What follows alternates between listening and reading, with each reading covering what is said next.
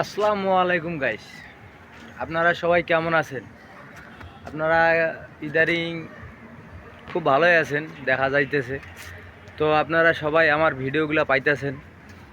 আমার ভিডিওতে বেশি ভিউজ হয় না, আপনারা সবাই জানেন।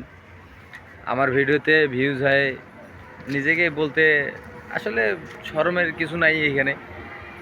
নিজের ভিডিওতে ভিউজ হয় 200, 300, 400, 500, হাইয়েস্ট 500 ভিউজ হয়।